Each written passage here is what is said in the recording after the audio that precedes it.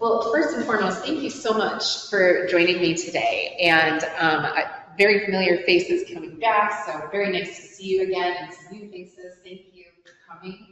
My name is Julia Hill. I'm a registered dietitian, and I'm certified in functional medicine. And the functional medicine portion of my expertise is really where I flourish. I love to deep dive into these concepts or topics or symptoms with my clients and get to what we call the root cause of the issue.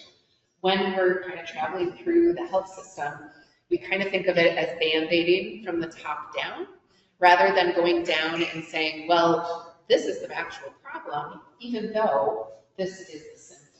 So a lot of times we look at things a little bit differently and address things in a different manner, kind of like taking the tree. If we have not enough water coming through, to go upstream in order to figure out where the blockage is. So in functional medicine, that is my passion. And a little bit about myself is that I traveled through the health system as a young child and went doctor to doctor to doctor.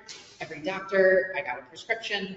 And after that, by the time I was 17, I had 17 medications and no diagnosis. And it's not that they weren't trying to help me, but the problem was that it wasn't a medical concern, right? And so in all of the years that I started kind of figuring things out, I said, there's just got to be a different way. And really started looking at the research myself and really teaching myself about nutrition and looking outside the box. All of a sudden, things started to shift for me. And that was kind of the light bulb for me, that there was other answers out there. And the one thing about it, though, I had to put the work in, right? And that's a lot of what we get stuck on is, okay, I don't have time. I want the magic pill. I need my symptoms gone, right? It's all about that really quick, response, right? So big thing about our lifestyle, when we talk about lifestyle, we have to put the work in. So I want you to think about that as we're kind of talking through today. The handout that I gave you, two-sided. So the back side has some places for you to take some notes today. And I'd really like you to think about that first question of what brought you here for this topic today? Okay, what really brought you here? And why is this so important to you? Because there's a reason you showed up today, right? I'm sure there's other things to do. And so I want you to really think about why did you show up today? And what is something you're going to do differently when you go home? Okay, so big thing about my practice is that I don't like to just say, oh, well, this is the answer, and then send you on your way, and then nothing changes, right? That's not really helpful. So I want you to be thinking about one thing, just one, that you could infiltrate into your lifestyle today when you go home. And it might be something that you do over the course of the next year, right? It doesn't have to happen like today, just because you said, this is what I want to focus on. But I want you to be thinking and engaging with that concept as we go through today, and maybe even throwing out a question or two about what you could do at home. That would be then, again, something you could do maintainably, right? So maintainability is really important as well. So let's dive in. So what is arthritis?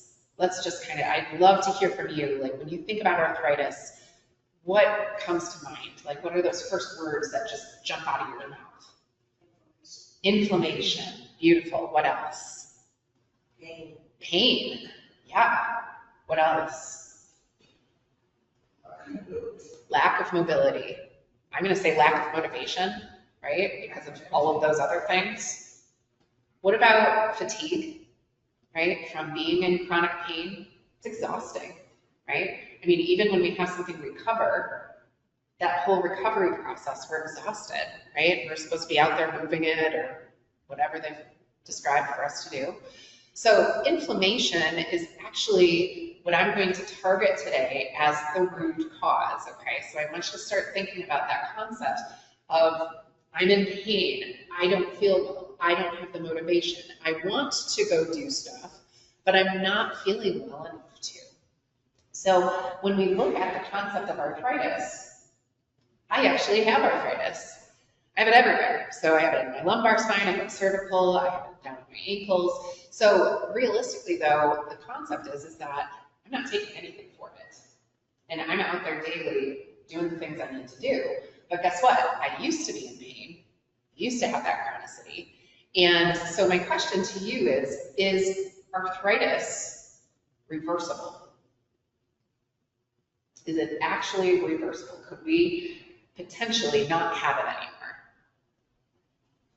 I think it depends on the type. True. Today we're talking about the typical type non-rheumatoid arthritis, but rheumatoid arthritis, we can definitely touch on that if anybody's interested, for sure. Because that's another inflammatory, it's just a different inflammatory condition, but yes. Psoriatic, absolutely, same concept.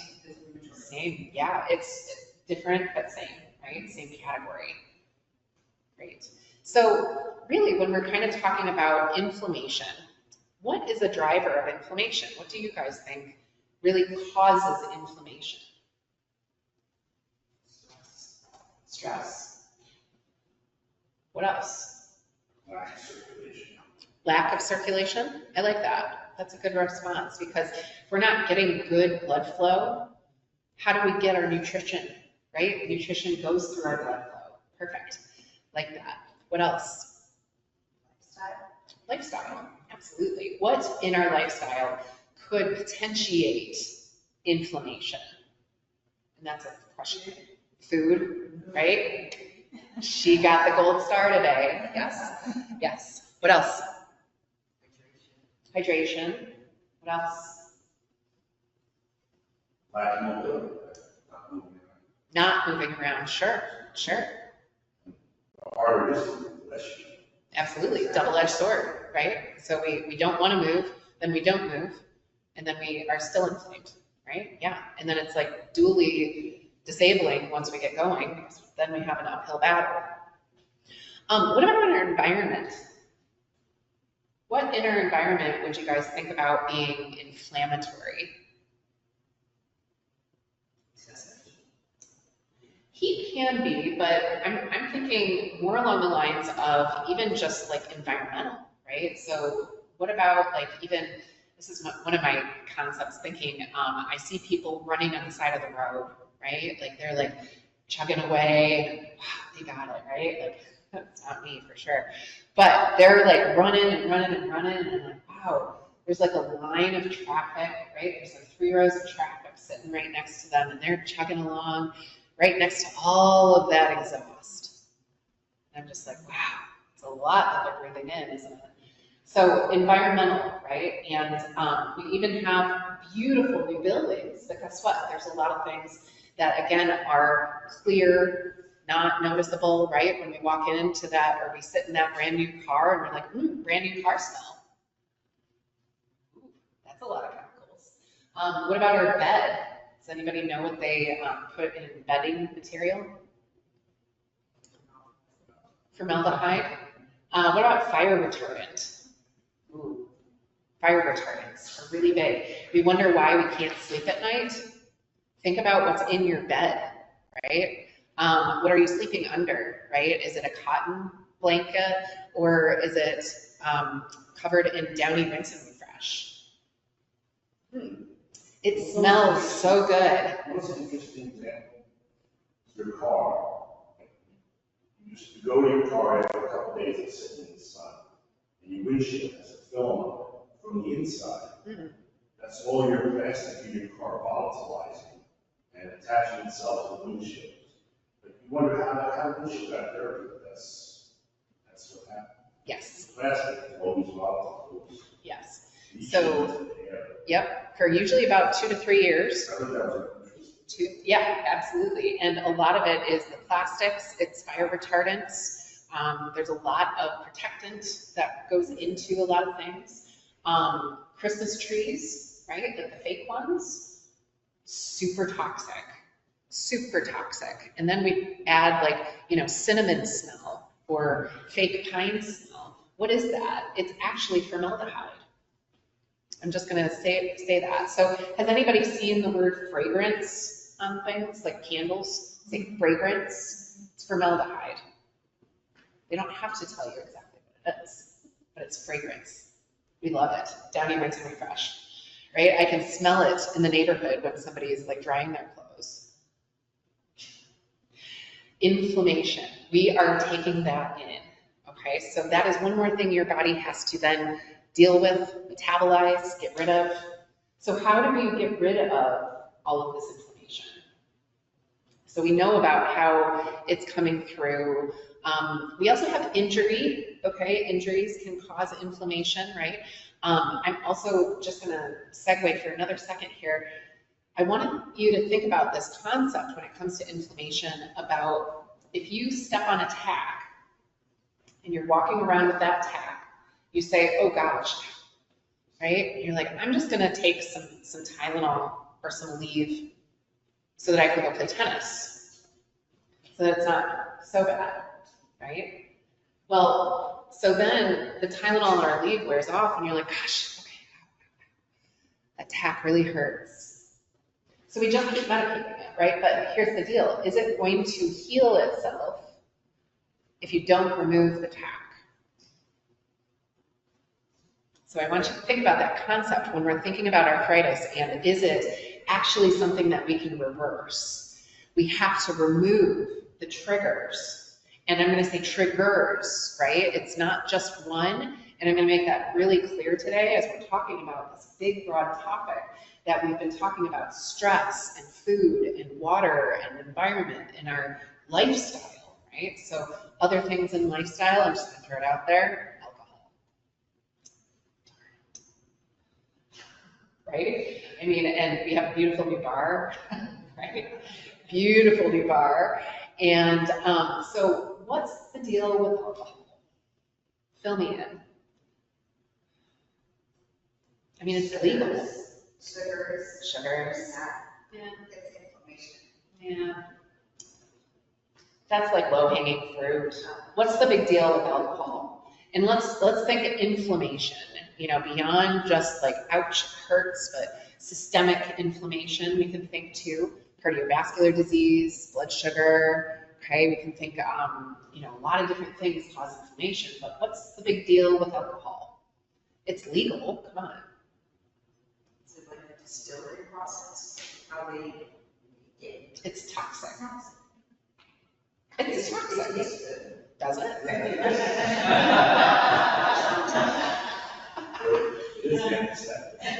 It's an antiseptic, right? Yeah. Depending on the proof, right? So some of them are more mouthwashy, right? A little bit more astringent. And then we have the sweeter ones, so we have more sugar, right? But the bottom line is that it's a toxin. It's a legal toxin. And here's the thing, we have all of this, like, do I eat organic, or do I eat grass-fed, do I eat this, do I eat that? Well, but I'm going out this weekend on the boat, right? And we're gonna like tag it on, right? It's a case of beer, maybe. So I want you to think it's a legal toxin. Yes, it's legal, right? But we still have the choice to deal with the fact that, am I putting a poison in my body on a daily basis, or however frequently? And then what am I doing to balance it? So we're saying, okay, we have stress, just get rid of it. Right? Has anybody just been like, I'm just getting rid of my stress, I'm just gonna retire? That's not stressful, right? Like, I mean, like, even when you're retired, it's not exactly like, I mean, I think you guys are more busy than I am, like, with what you have going on, right? Like, there's a lot going on. So when we're kind of in that transitionary period, we have to think about that concept. And when we're taking in those toxins, we also have to balance it out. So it's not a no. I mean, we all know that we can have sugar.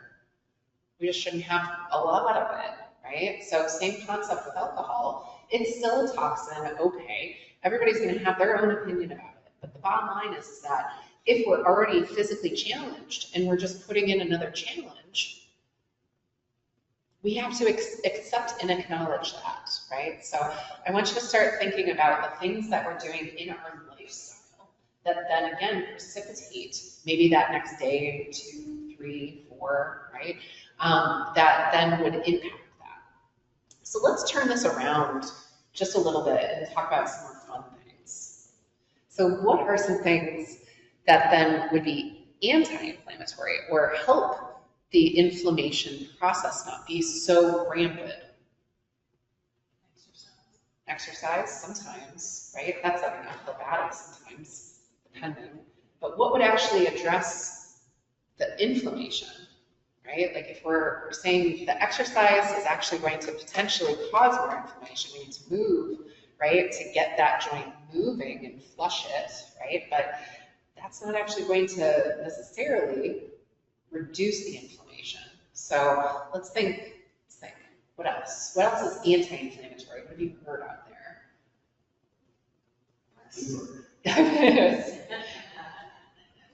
Turmeric, right? What else? Resting, sure. We definitely don't rest enough. We're always like, oh gosh, something. Yeah, recover, right? Actually taking time to recover. I like that. What else? What else is anti-inflammatory? All counts as exercise, Stretching. Okay. So let's think about more things that we can put into our lifestyle too. So sugar, right? We kind of talked about sugar in past presentations.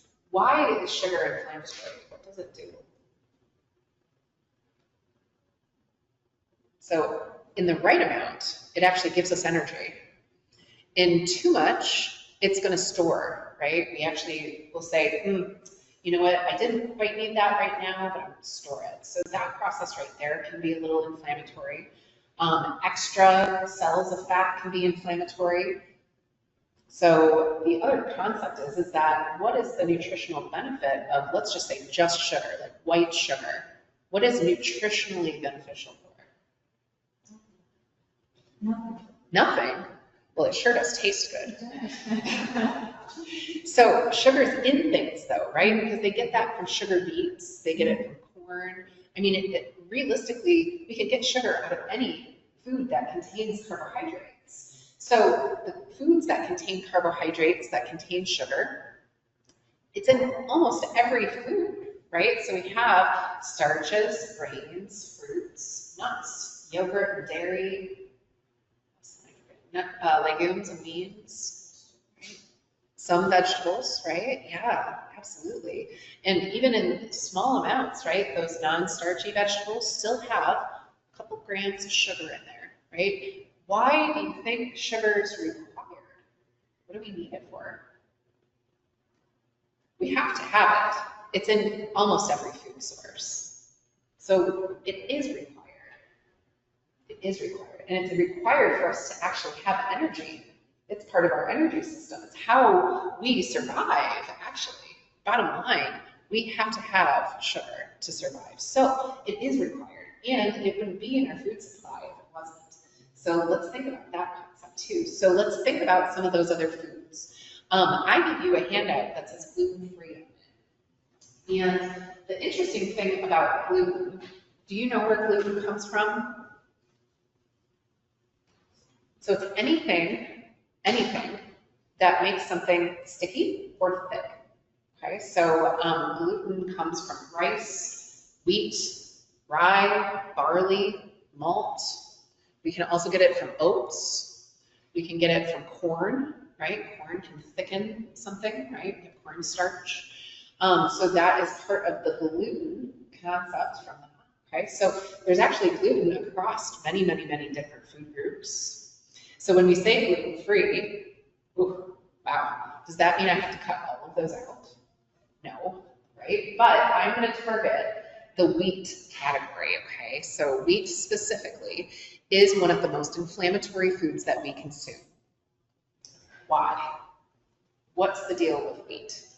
And my other question is it for everybody? Is it inflammatory for everyone? Or is it just those who who are impacted already with inflammation, that then it would be impactful. So 2 questions. So what do you guys think? What have you heard out there? Not too much. Okay, that's fine. Hey, that's what's fine. I'm here. That's good. That's good. I like that. Okay, so where we have gluten is, it's been coming out now for about 20 plus years, okay? And back then, I went gluten-free like 23 years ago. It was hard. It's like horrible food. Like you just don't eat it anymore. So the reason that it's actually inflammatory is that 70% of it is only digestible. So the other 30% of it that's not digestible becomes inflammatory because our body doesn't recognize it and can't break it down. So that's a big concept there, is that if we're not able to break something down, it actually becomes inflammatory. Okay, so let's think about lactose. We hear people lactose intolerant, right? And we're like, ooh, what does that mean? I mean, it could go either direction, right? Like we could get all the stomach stuff, we could be in the bathroom all day, and then it goes the opposite direction. We can actually get constipated and not go at all, right? So I've seen both.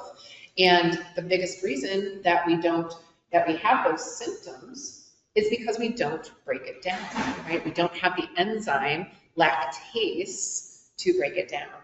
And the interesting thing about dairy is that, do you know how long we have the enzyme lactase? Till we're about 2. Why? Breastfeeding, right? So realistically, it shouldn't be part of our diet after about age 2.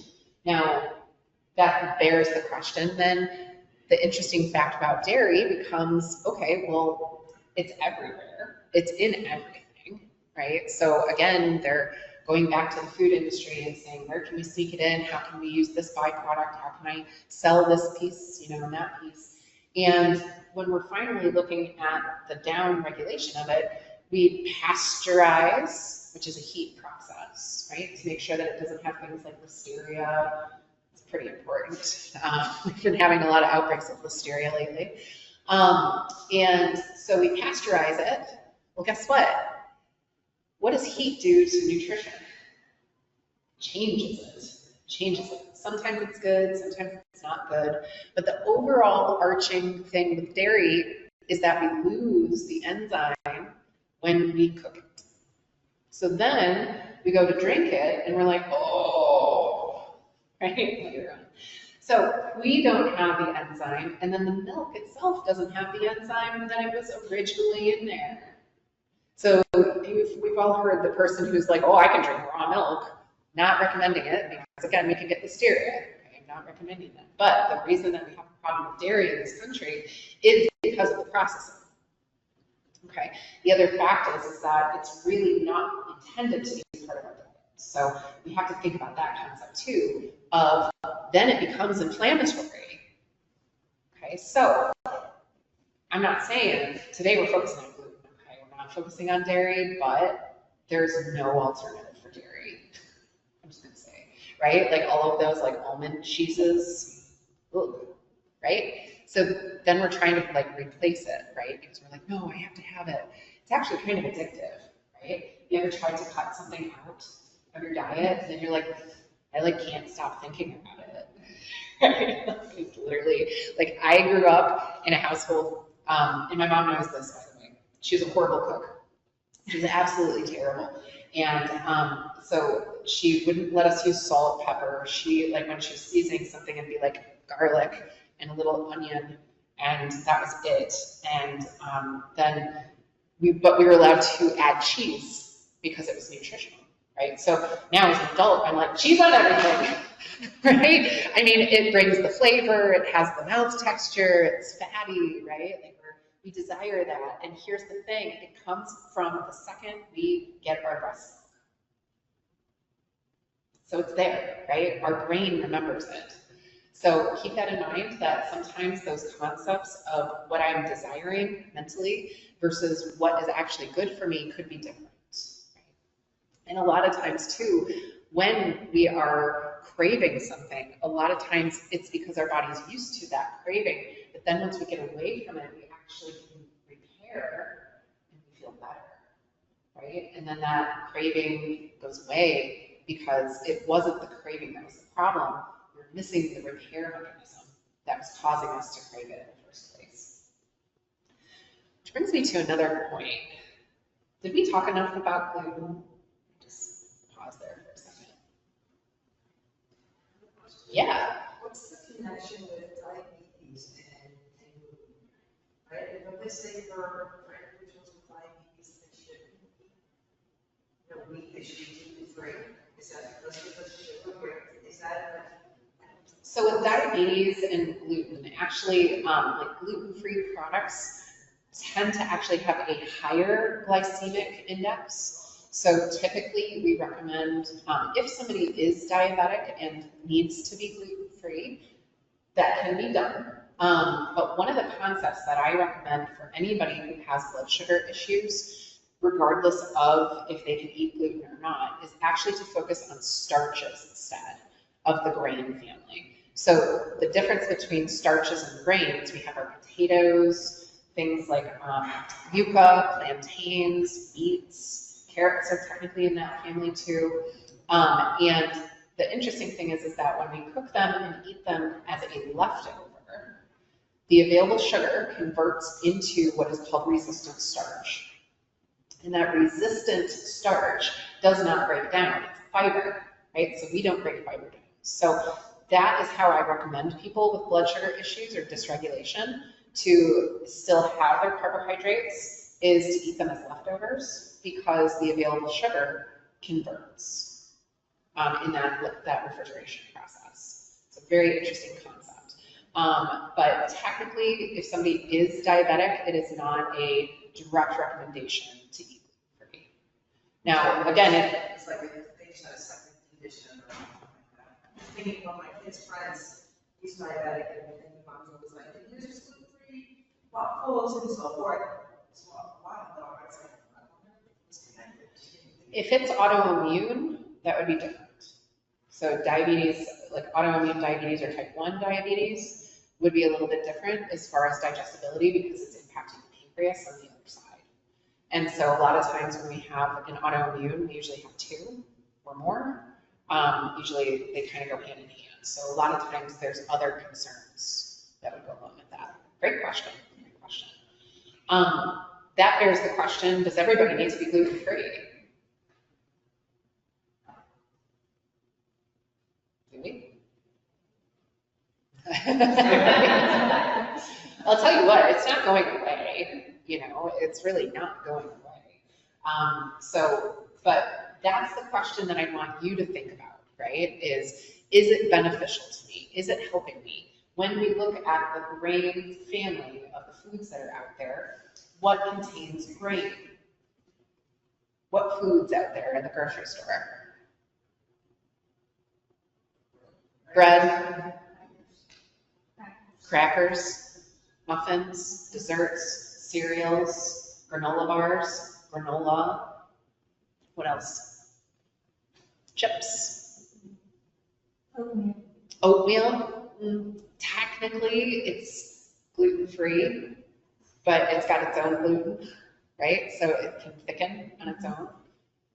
What else? What else contains gluten in general? Lots of processed foods. Actually, did you know that the French fries that stay really crispy, they've been battered in wheat?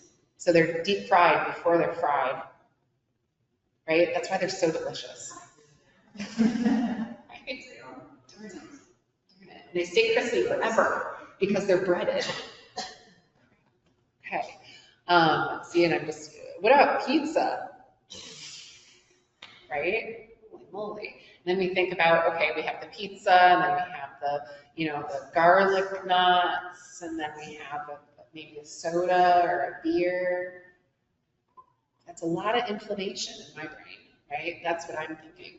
A lot of sugar coming in, right? And then what are we doing? We're not like running a marathon after that, right? We're not like carb loading for a reason. So then we go and sit and watch TV or hang out, drink another beer. Right? So I want you to think about these concepts of what's your frequency, what's the amount, right? It's the quantity that we have. So, and here's the interesting thing too, is when we think about how it's promoted, why do we have cereal for breakfast, a sandwich for lunch, and pasta for dinner? Who's paying for those commercials? Who's paying for those products? It's interesting, right? I mean, who's seen a vegetable commercial? Yeah. So let's talk about veggies. What is the big deal with veggies? Even though I'm a dietitian, I know we haven't gotten to veggies yet. What is the big deal with vegetables? It's what? They do down here because they're old by the time they get here. But what's the big deal about vegetables? What's so beneficial about them? Why do we hear, eat your veggies? Vitamins. Vitamins, vitamins, vitamins. I mean, where else do we get vitamins from? Not your multivitamin. Okay, we have to be looking at our food supply. And the interesting thing is that we have the tack stuck in our foot, but the problem is that it's not going away. How do we remove the tack? We have to become more nourished, because then once we remove the tack and we're like, but it's not getting better and I still need my NSAIDs or my pain relievers or whatever to go play tennis, why is it not getting better? We can totally reverse that, right? So I have arthritis, pretty much full spine. I don't take anything and I don't know it's there, right? Now, I still have arthritis via x-rays and MRIs, but guess what? I don't need to do anything about it because I maintain what my body needs. I've replaced the ability to get rid of the inflammation. And our inflammation is managed and removed by our nutrition. So here's the concept that we've been thinking about. So if we're not nourished enough, and I'm going to go back one more step, inflammation sucks our nutrition dry.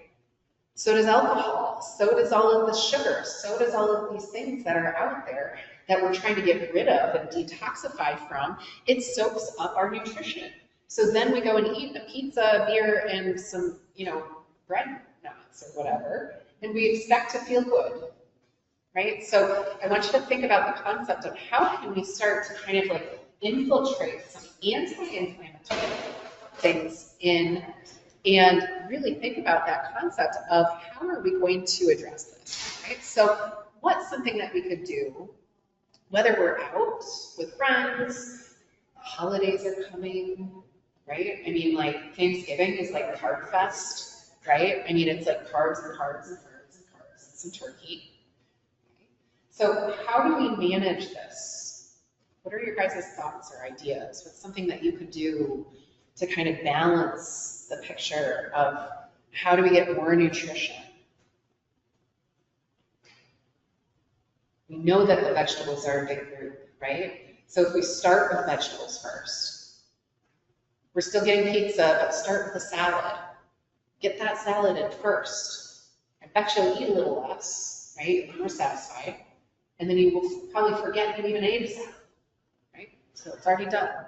A big part of what I've been doing lately, I've been just on the move, on the go. And over the weekend, what I did, I cut up all of my vegetables. I roasted everything. I cooked up a bunch of protein, sliced it all down, portioned it all out. Guess what? All I got to do is heat stuff up. It's been my whole week. It's been great. I haven't cooked once this week.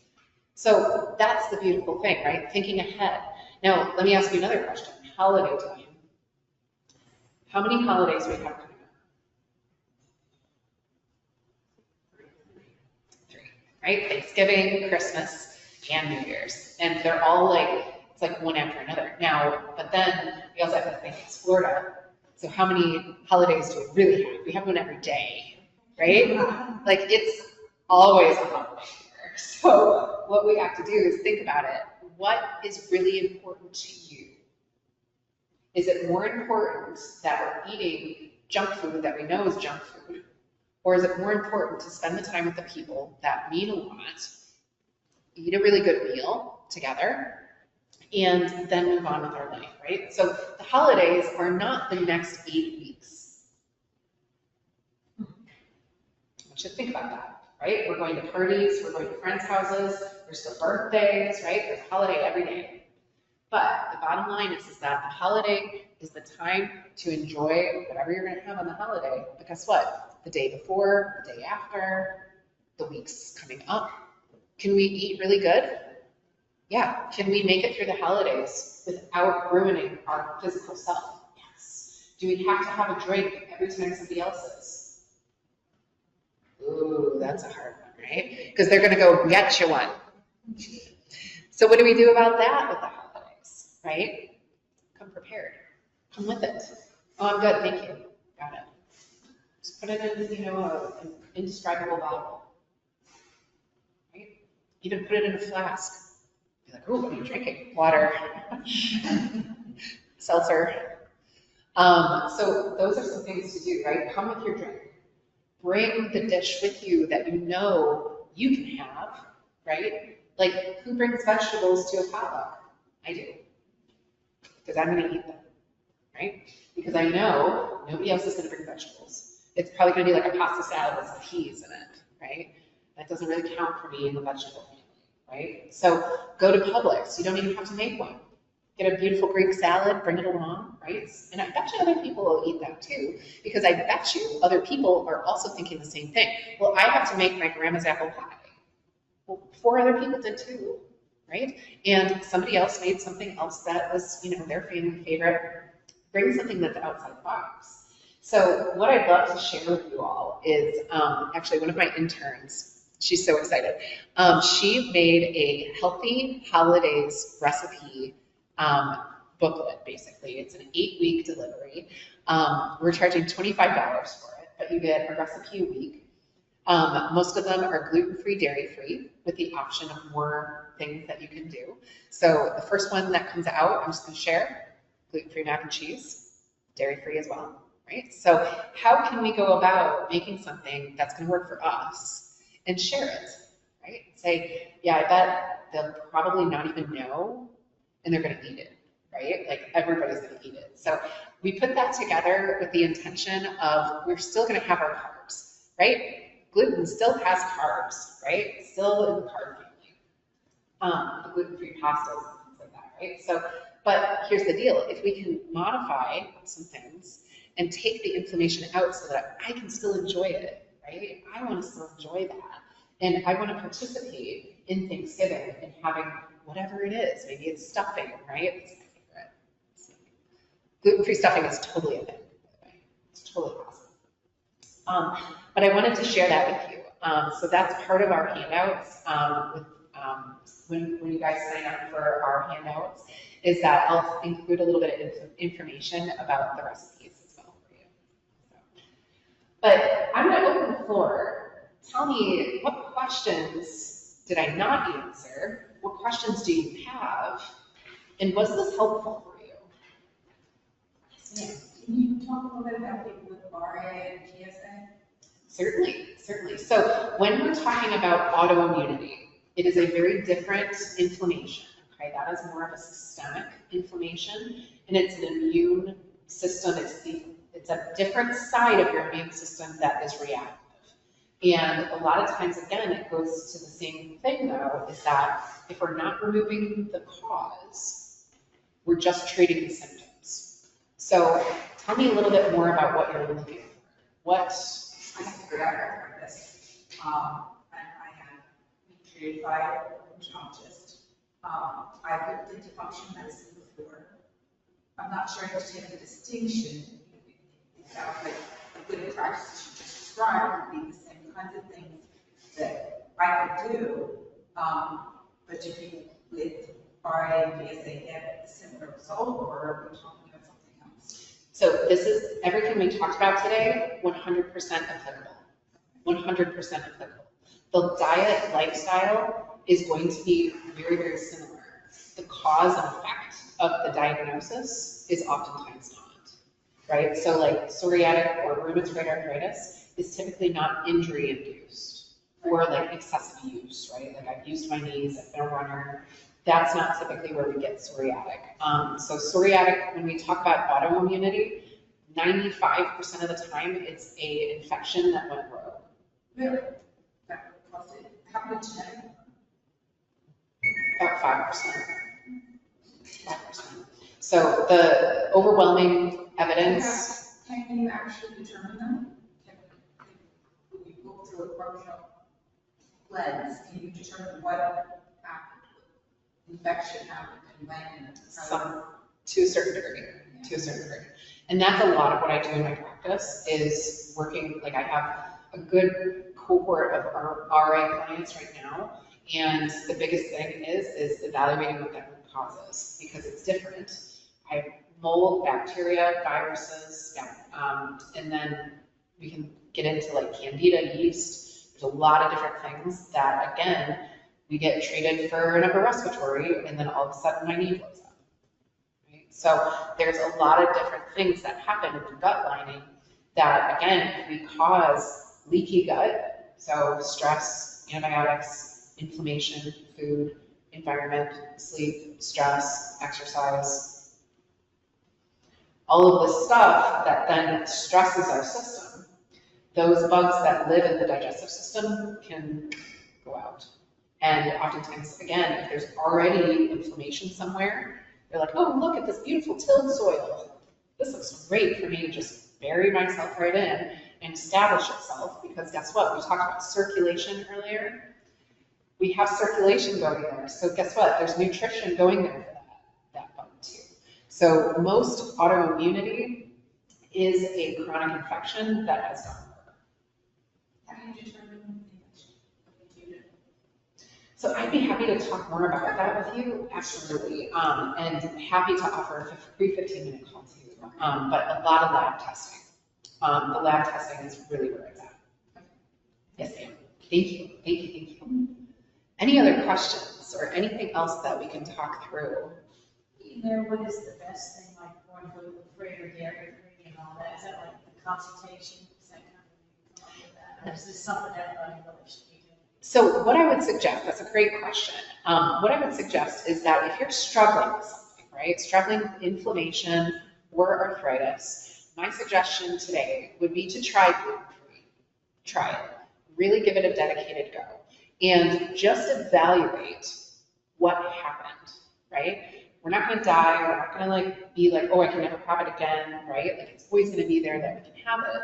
But I also want you to take a look at the environment of where else it's coming in and infiltrating, right? Because that gives us a lot of awareness. And so out of today, my biggest recommendation is pick one, right? Like we were also talking about other environmental things. With my clients, I have a hard 3. It's gluten-free, dairy-free, no alcohol. Those are my big 3s. Now, sometimes we'll do sugar, right? So that can be depending on the person. But I usually have a 3 rule where if they're working with me and they want to see the results, those are my big 3. And we work together to kind of work through that in the diet and figure out what works for that person, because again, everybody's different, right? Like your diet's not gonna work for her, hers isn't gonna work for yours. So we go through kind of like establishing like recipes, making sure it works for you and your family. Some people have kids, right? So we have to make sure that it's easy. So biggest thing I would say is today, my recommendation would be try gluten-free. Try some of the products that are out there. They're not all good, I'm just gonna be honest, they're not. But try some of the products out there and just start exchanging things, right? Like when you run out of bread, just exchange the bread, right? When you run out of pasta, exchange the pasta. Do not throw everything away and start over, but slowly work through that and see what you can do to just kind of alleviate that. And my biggest suggestion out of that, if you're going to do it, journal. And it's not your foods, okay? Like, I don't care about the calories. At this point, we're journaling to find out, do I actually feel better? Is this worth it? Because I'll tell you what, I don't remember what I ate last weekend. I don't remember how I felt last weekend either, right? So if I go and eat pizza for 4 days, which I did after the hurricane, and you know, my knees really started hurting, my hips started hurting, my arthritis actually flared, okay? Because I went rogue on my diet. And again, I knew walking into that was going to happen. But as I started to recognize this, I knew that then it would take me about 2 weeks to get my pain back under control. So, but if I didn't know that, it's because I've done it 4,000 times where I'm like, it's not gonna hurt me. I'll eat that Philly cheesesteak. I can have that size pizza. I have 4 culinary degrees, by the way, so like I come from the restaurant industry of being a chef, where we have to taste everything before it goes out. It's a big reason why I love the industry, was because I literally was eating and getting sicker, right, as I was helping other people eat. So what I would recommend, make one change. One. Do not make more than one change, because then you don't know cause and effect. And it's too stressful, as we know. We're building on more information, right? So one change. Does that help? It does. Okay. Yeah, so pick one.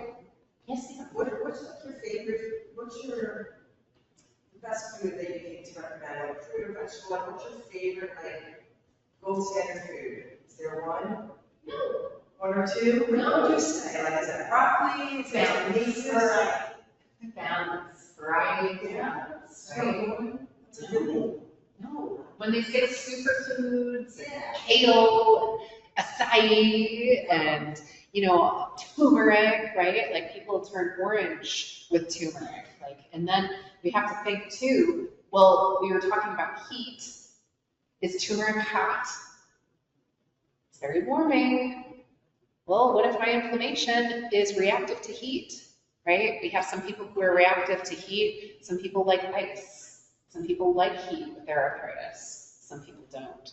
So again, is turmeric good for everybody? No, because it's going to promote heat, and that person might be sensitive to heat. So turmeric is not an all-go. There's a lot of people who can't even tolerate broccoli, right? So there isn't a one food, because the bottom line is that if we don't have variety, we're not getting enough of the nutrients, right? So a lot of what I do with my clients too, they're like, well, I eat the same breakfast, lunch, and dinner every day. Like, wow, and you're here, right? So we need to open that up and really get them the nutrition from their food first in order to then get the result, right? Because we could say, oh, just supplement, right? Like the carnivore people that are just like way off, they're literally just eating protein. They have to supplement back all of that nutrition. And then I still get people in my office that get into roadblocks, right? Because they're not eating balanced. It's not a balanced diet. So that's a major concept where I would say eat the rainbow. Lots of variety. Pick something new every time you're at the grocery store. So much work. What? So much work? Immediate gratification. Immediate gratification. Yes, ma'am. Do you do the testing as far as testing and stuff to find out like your body is causes more inflammation? So I can't remember the name of the testing. So I offer a lot of testing in my clinic. So like as far as nutrition, so vitamin, mineral, antioxidants. I do gut testing, testing for, again, all sorts of different pathogens, mold testing, SIBO, which is a big thing in the gut. And then again, if we're looking more, depending on the inflammation and what we're looking at for that person, I have about 4,000 other tests that I can order. So it's much more expensive than what we can get out of the doctor's office. And I'm just going to say it, you get what you pay for. The testing, my GI test, they're 30 pages. 30 pages of results. And it literally has looked at your entire system. So when you say, can I find it? Yes, I can. Yes, I can. Yep, absolutely. But it's different for everybody. I had it done about 2 years ago. Okay. And, you know, yes, eat, possibly, can kind of eat, and this, stay away from. Are you asking about food sensitivity testing? I guess. Okay. It was kind of more that, and Okay. just can't remember the name of it. There's like LCAT testing and all sorts of different types out there.